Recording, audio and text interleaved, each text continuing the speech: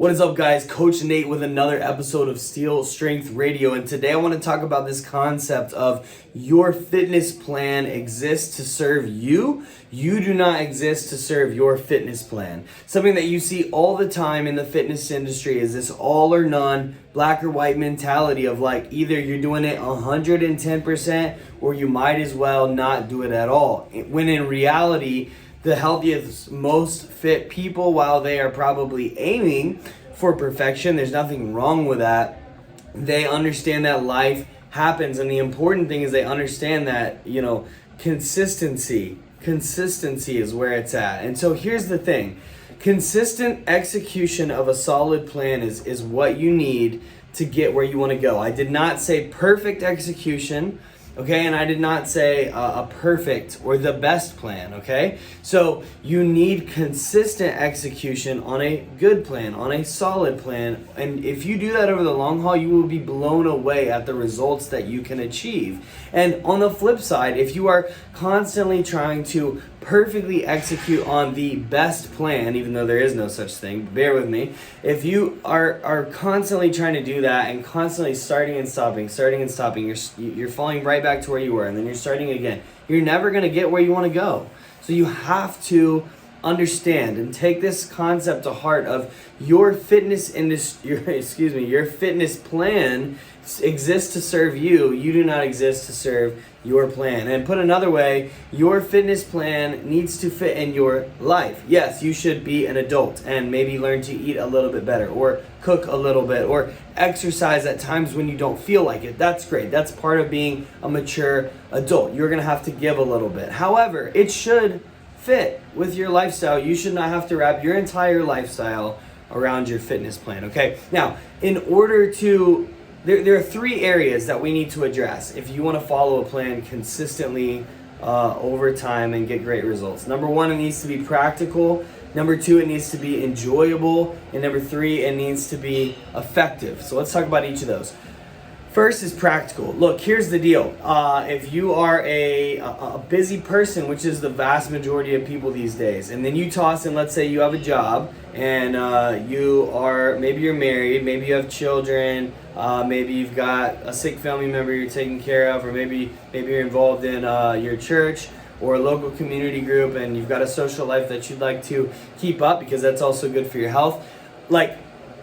You've got a lot of responsibilities on your plate, okay? You are not going to be able to, nor should you, train like an athlete, train multiple times a day, 6 days a week, none of that, okay? First thing is it needs to be practical. You need to have a realistic expectation for what you can do. So both in terms of your exercise and your nutrition, it needs to be practical. And something that you're gonna have to be okay with is if you're not following the best plan, maybe the results will not be as quick as they would be if you were following the best plan. But don't forget, you won't be able to follow the best plan because you don't have the resources for it. You have to understand that, okay? And again, you can push yourself in all these areas. You can try to get an extra workout in per week. You can try to work out 15 minutes longer, a little bit harder. You can try to eat a little bit better, eat a little more protein. You can do that.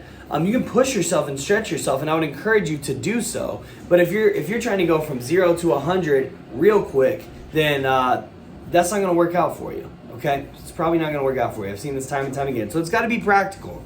So if you're like, yeah, working out 5 days a week would be best. Sure, it might be. However, if you're not going to work out 5 days a week, then it is not the best plan for you. So you need to follow the best plan for you, which means it's practical. So for most people, we recommend lifting 2 to 3 days a week, walking as much as you can, and if you have time, adding in some dedicated cardio. I'm biased towards zone 2 cardio primarily. However, any cardio is fantastic. So that's what we recommend, 2 to 3 days a week. That is practical, enjoyable, and sustainable for most people. And you know what? Here's the thing. Not only is 2 days a week an option, you could even do 1.5 days a week. You could even do 1 day a week. Now, I think when you start getting under 2 days a week, it's not as ideal, but it is still very effective. And again, the important thing is you do what you can do. That's practicality. Okay, same thing with nutrition.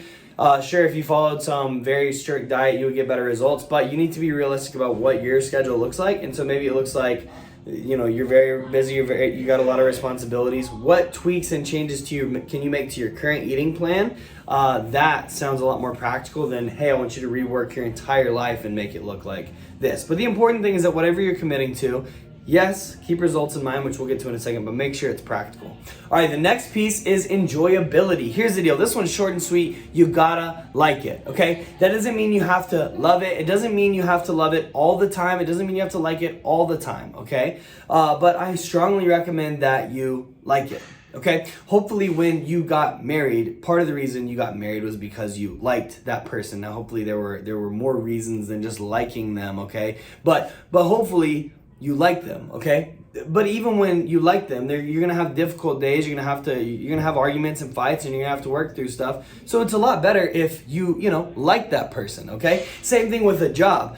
Sometimes a job is gonna feel like work. Sometimes work feels like work. Imagine that, okay? I truly have the best work situation on the face of the planet. I believe that. I am so blessed and grateful to do what I do. I am so passionate about it. I absolutely love who I get to work with and what I get to do. However, there are some days that feel a lot like work, and I would rather keep my butt in the bed, okay? So here's the deal. But at least I like my job, okay? Imagine having a job, and some of you may not even have to imagine you're experiencing this. You have a job that you don't like, okay? So it's like, it's not even good on the good days. There aren't any good days because you just don't like it. That's terrible, okay? And so it's the same thing with your exercise and nutrition, okay? You don't have to love it. You don't have to like it every day, because that's crazy if life is just so good that you never have any difficult days. However, you should pick a form of exercise that you like. I am a big proponent. I'm a big believer in strength training. It's why it's in our name, SST, Steel Strength Training. I think it's the best form of exercise that you could be doing. However, truly the best form of exercise that you could be doing is the one that you will do.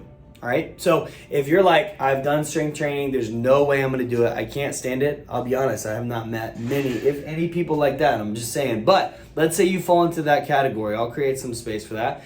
Then if you fall into that category, totally fine. Then I would recommend don't do strength training, okay? Find a form of exercise that you enjoy. You got to enjoy it. Same thing with eating. You need to eat like an adult. Yeah, you need to make sacrifices like not eating cookies all day long every day. However, it is important that you enjoy what you're eating. You shouldn't be miserable. If you're miserable, you're probably not going to stick it out for very long.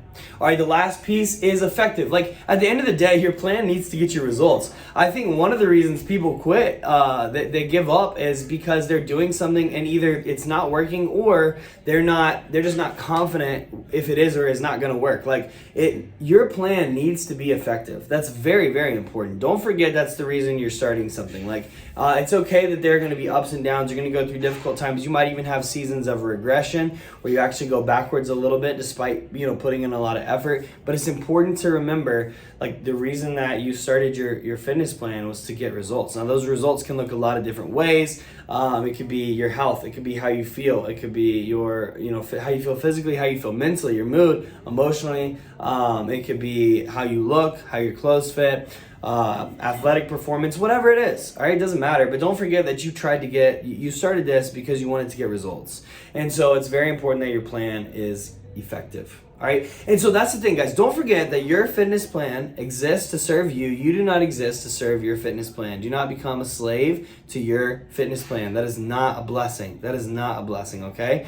You are the boss. You're in charge of your fitness plan. Okay. And as long as you are following a plan that is practical, it fits with your lifestyle, it is enjoyable, it's something you look forward to doing most of the time, and it is effective, you will do very, very, very well. And I would just leave you with this note. Let go of this idea of you need to find the best. There is not really a best plan. The best plan truly is the one that you will follow through with. And the one that you'll follow through with is going to be practical, enjoyable, and effective.